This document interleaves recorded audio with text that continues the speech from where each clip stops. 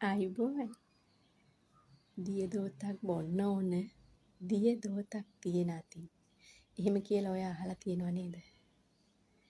ඔයාගේ කලේ වතුර නැත්තම් ඔයාට තව කෙනෙක්ගේ තිබහට වතුර දෙන්න බෑ නේද?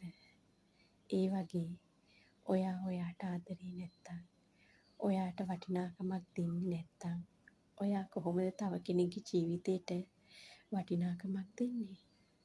වටිනාකම් දෙන්න සහ ආදරේ දෙන්න ඔයාට පුළුවන්ද?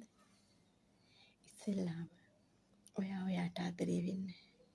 මම මට ආදරේ නැත්තම් කවදාවත් මට බෑ තව කෙනෙකුට ආදරේ කරන්න. ඒක තමයි ඇත්ත. ඔයා ඉස්සෙල්ලාම ඔයාගේ ජීවිතේට ඔයාගේ හැකියාවන් වලට ආදරේ කරන්න.